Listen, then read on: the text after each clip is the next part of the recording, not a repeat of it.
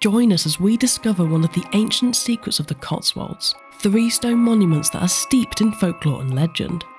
These are the Rollright stones, a group of ancient megaliths that contain over 5,000 years of history.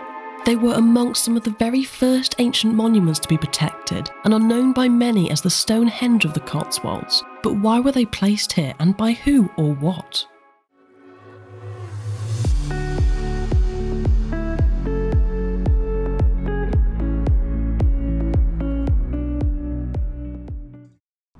We're having a history day out in the Cotswolds. And we've come to see some ancient stones that are absolutely surrounded in legends. Just 3 miles north of Chipping Norton on the Jurassic ridgeline that forms the boundary between Oxfordshire and Warwickshire, you can discover this ancient site called the Rollright Stones. Human activity on this ridgeline has been found as far back as 6,500 BC in the late Mesolithic period, but the largest pieces of evidence for ancient life can be found either side of Rollright Road, an ancient trackway that links the east with the west of England. These are a group of megalithic monuments, a circle, a standing stone and a burial chamber, that span nearly 2,000 years of Neolithic and Bronze Age life. But they are a lot more than just ancient stones, for their names, the King's Stone, the King's Men and the Whispering Knights, breathe a tale of legend that's been whispered about for millennia.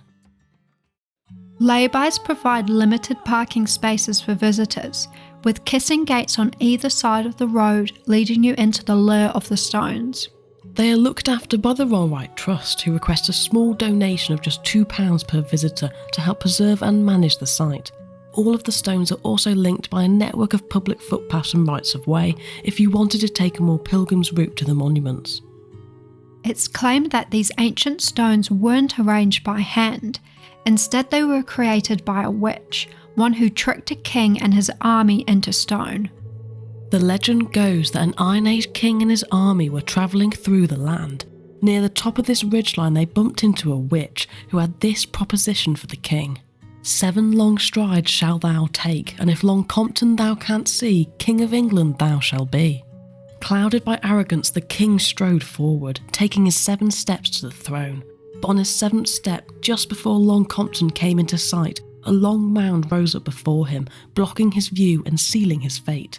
Cackling with glee, the witch claimed her prize and turned the king, his army and a group of his knights who had been conspiring his downfall into the standing stones that you can see before you. Since then, the witch herself has remained here, living as an elder tree that is supposedly still on the site. If this elder tree is cut, then apparently the spell will be broken and the stones will return back to life. Legend has it that this is an army petrified in stone. Known as the King's Men, this stone circle was built in the late Neolithic era around 2500 BC. All 3 of the stone monuments here at the Rollright Stones are made of Jurassic Oolitic limestone, a local material from the Cotswold Hills and iconic for the idyllic villages of the area. The boulders that you see around us were likely collected very locally, even from within 500 metres of the site. It's meant to be impossible to count the King's Men twice and get the same result. Superstition, but also true if you take into account how the stones have changed over history. Antique drawings made by early antiquarians suggest that originally there would have been a continuous wall of stones, around 105 of them, with a small opening to the southwest.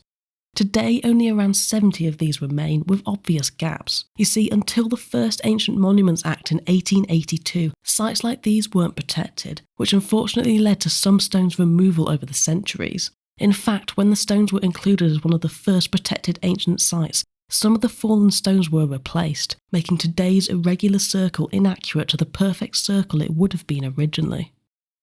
This type of stone circle with its original close-set stones and portaled entrance is very characteristic of stone circles from further afield, in the Lake District in Eastern Ireland, suggesting that the people who built the King's Men had likely travelled from these areas.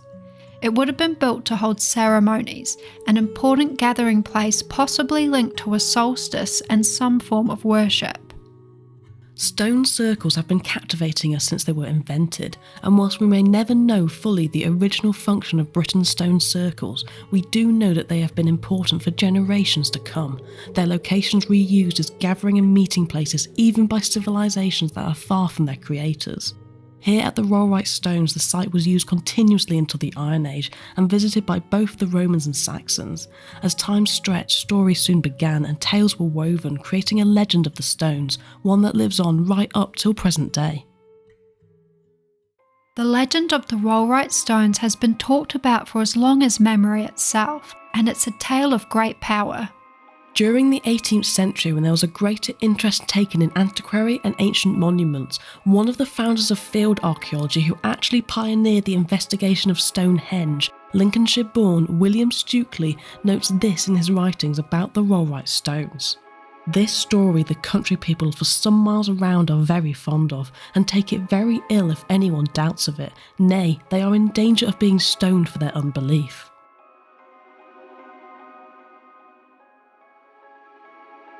There is a long history and belief that ancient megalithic sites like this one contain powerful unknown energies, a feeling that gets expressed through the legends that emerge around the monuments. Here at the Rollright Stones, the legend of the king, his army and the witch have added a character and romance to the stones that has almost left a deeper mark in the public consciousness than the stones themselves have made upon the landscape. The Rollright Stones first appear in our written history during the 12th century in an account titled The Wonders of Britain, a transcript that describes in varying detail 35 extraordinary natural and man-made features across England, Scotland and Wales, and the reference goes like this. In the neighbourhood of Oxford there are great stones, arranged as it were in some connection by the hand of man, but at what time or by what people or for what memorial or significance is unknown, for the place is called by the inhabitants Rollright.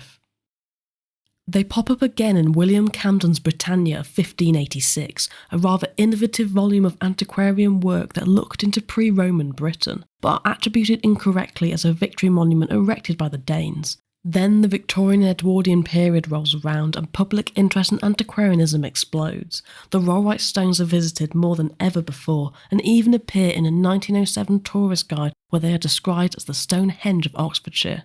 But it isn't until the 20th century that our archaeological understanding of the Rollright Stones truly deepens, as excavations undertaken in the 1980s begin to reveal the larger picture. By this time, the stones have begun to take on an importance in contemporary paganism and feature in popular culture, even appearing in a 1978 Doctor Who episode, The Stones of Blood. So this is the King's Stone, the most strangest stone of the three monuments that can be found here, and its unusual shape is largely down to the fact that people used to chip bits off of it and take them home as talismans for good luck. This is all that remains of a king who set out to conquer England. This is the King's Stone, an ancient standing stone that dates from the early to middle Bronze Age, around 1500 BC. Only legend has it that it's not just a stone, it's actually a king petrified by a witch after being tricked. Promised to become King of England if he saw Long Compton on his 7th stride towards the crest of this ridgeline, the foolish king was unaware of the long low rise just off the top that blocked all view from sight. And this is as far as he got, turned to stone on the 7th stride, eternally staring at the low mound in front of him, just mere metres from the view and the throne. That's the legend, but what does the archaeology tell us? Well, the King's Stone is actually the youngest of the three monuments here at the Rollright Stones, and immediately to the northeast of its position, at the very crest of the ridge, was an early Bronze Age round cairn, a burial mound that would have housed an important member of the community. Excavations in the 1980s revealed additional human cremations that were marked by wooden posts inserted into the top of the cairn, so what we are actually standing amongst is a Bronze Age burial ground, one marked by this standing stone as a permanent memorial to the dead. The shape of this standing stone has been described as a seal balancing a ball on its nose, an unusual shape and one that has nothing to do with natural weathering, nor was it an odd shape when it was first placed here. This is actually a result of the overzealous Victorian tourists who, excited by the boom in antiquarianism and the fashion for obsession with ancient sites, would chip off small pieces of the stone to take away as souvenirs. There's also a legend that cattle drovers used to take away small pieces as well, that acted as a talisman and kept the devil away. So prevalent was the act of people chipping off small pieces of the stone that it radically changed its shape into what you see today, and is a part of the reason for the Rollright stone's inclusion into the first Ancient Monuments Act of 1882 and taken into guardianship by the state. In fact, the railings that you see today whilst visiting the stone were first put in as a result of this act, and for the first half of the 20th century, they actually had to be double-decker railings, including an upper tier until the fashion for taking away a souvenir ended. If you'd like to explore some more ancient sites with us, then be sure to hit that subscribe button and support our channel.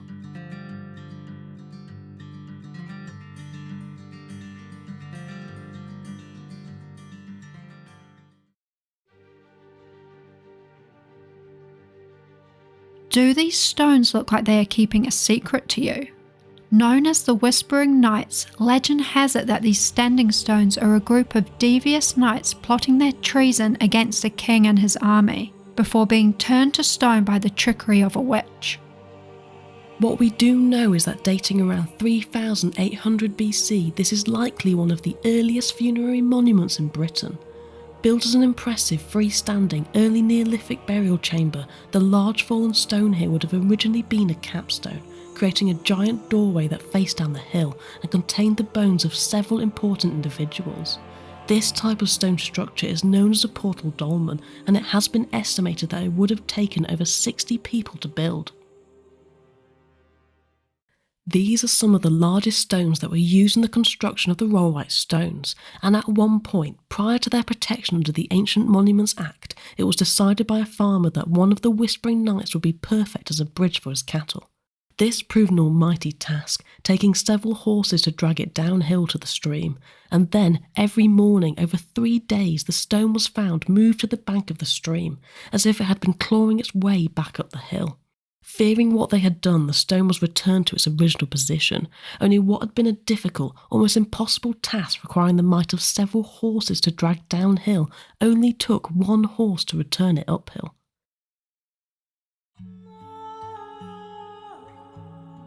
The Rollright stones have been present in our landscape for over 5,000 years, surrounded by folklore and legend and visited by countless civilizations who all use this location as a ritually significant and important meeting place. It's seen a Neolithic burial, a Bronze Age burial ground, a Roman settlement, a Saxon cemetery. It's even perfectly aligned on a north-south lay with the Uffington White Horse, the oldest chalk-cut hill figure in Britain. And whilst we may never know the exact significance behind why this location was chosen for these ancient structures, we do know one thing: it was important enough for countless generations after them to continue using the same structures in place time and time again. So we've just been to see the stones. And about a mile down the road, we found this little garden centre and cafe, so we're going to go a bit of a bite to eat, I think. Yeah, let's see what they've got. Have a wander around. So could there be any truth to the legend? The origins of this tale have to have come from somewhere. But what is the connection to a king and his army? And does the Rollright witch actually exist? If you'd like to come on another adventure with us, then check out this video. Thanks for watching!